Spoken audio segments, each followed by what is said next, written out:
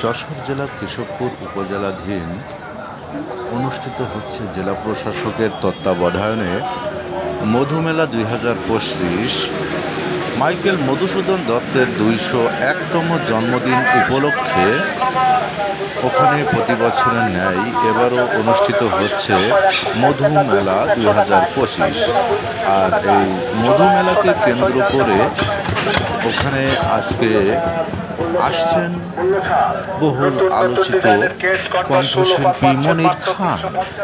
তার কণ্ঠে গান শ্রবণ করার জন্য দেশের বিভিন্ন প্রান্ত থেকে বেশ দর্শকের সমাগমও মোটামুটি খুবই ভালো। যেহেতু আজকে মেলার প্রথম দিন, লোক সমাগমও একটু কম। ২৫ জানুয়ারি থেকে মেলার মূল কার্যক্রম শুরু হবে। যেহেতু ২৪ তারিখ থেকে মেলাটি শুরু হয় এবং এক সপ্তাহ ব্যাপী এই মেলাটি চলবে, তাই আমরাও গিয়েছিলাম মেলাটি পর্যবেক্ষণ করতে। সেখানকার পরিবেশ পরিস্থিতি বা কী ধরনের বিভিন্ন ধরনের রং বেরঙের দোকানপাট এবং মেলার মাঠটি আমরা ঘুরে দেখার চেষ্টা করছি।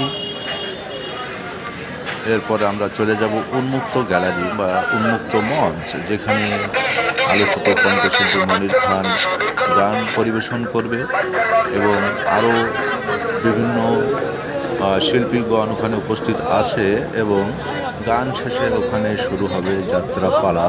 যাই হোক, আমাদের হয়তো ওই পর্যন্ত সময় হবে না। আমরা মেলার মাঠটি পর্যবেক্ষণ করে আমরা হয়তো আমাদের বাড়ির উদ্দেশ্যে আবার রওনা হব। আপনারা দেখতে পাচ্ছেন মেলাটি ঘুরে ঘুরে আমরা আপনাদেরকে দেখানোর চেষ্টা করছি।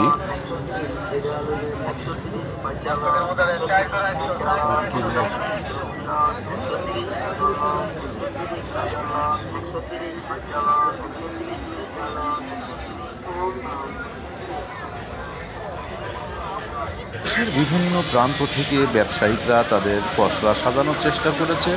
বিভিন্ন দোকানপাট, বাচ্চাদের খেলাধুলার স্থান বা সাংস্কৃতিক মূলক বিভিন্ন অনুষ্ঠানের ওখানে আছে এবং আরও আছে দেখলাম র্যাফেল ড্র, যা দৈনন্দিন টিকিট, দৈনন্দিন পুরস্কার। তা সব কিছু ঘুরে দেখার চেষ্টা করছি আমরা। এটা হচ্ছে মেলার গেট। বিভিন্ন প্রান্তে এরকম গেটের অধিকাংশ এখানে করেছে জেলা প্রশাসকের তত্ত্বাবধানে এবং মোটামুটি মেলার যে পরিবেশটি দেখছি অন্যবারের তুলনায় এবার একটু অনেক আয়তনে একটু বেশি নিয়েছে আর কি। এবং দেশের বিভিন্ন প্রান্ত থেকে যেসব দোকানদাররা তাদের দোকানই সাজিয়ে বসে আছে। যেহেতু আজকে মেলার প্রথম দিন, একটু দর্শক সমাগমও একটু কম, তারপরেও মোটামুটি লোক সমাগম একেবারে খারাপ না। সেটা আমরা উন্মুক্ত মঞ্চে যেয়ে সেটা আমরা দেখতে পেলাম যে দর্শক সব উন্মুক্ত মঞ্চের সব আশেপাশে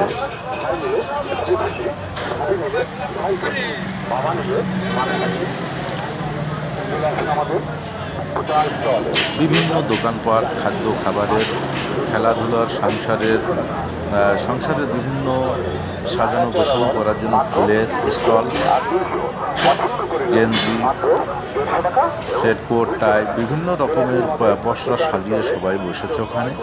সবার উদ্দেশ্য ভালোভাবে ব্যবসা পরিচালনা করার জন্য। ক্রেতাদেরও ইচ্ছা যে ওখানে যে কিছু কিনবো।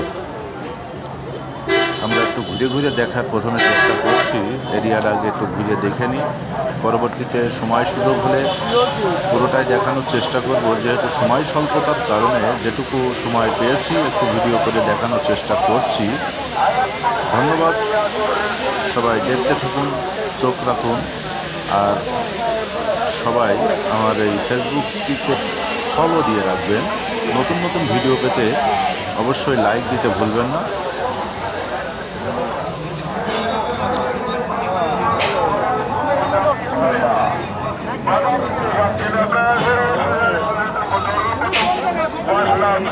আমরা সবাই একটু ঘুরে ঘুরে দেখার চেষ্টা করছি, আপনারাও দেখুন।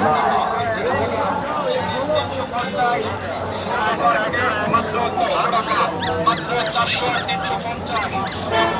একজন এক এক রকমভাবে মানে দোকান সাজিয়ে গুছিয়ে তারা বসেছে।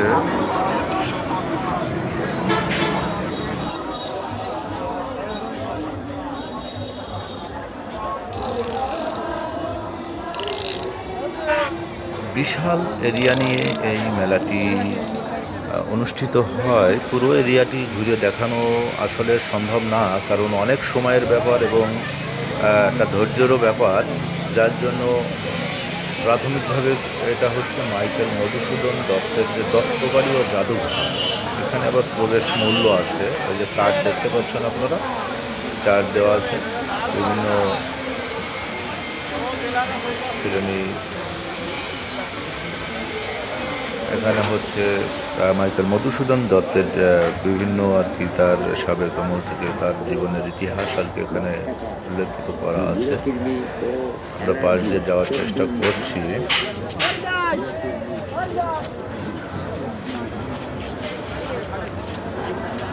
কপোতাক্ষ নদের পাশ ঘেঁষে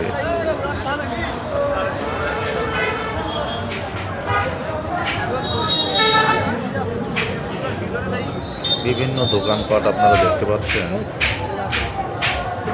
যে যেমনি পেরেছে সবাই মিলে আর কি যাই হোক, এখানে লটারির টিকিট বিক্রি হচ্ছে, দৈনিক পুরস্কার।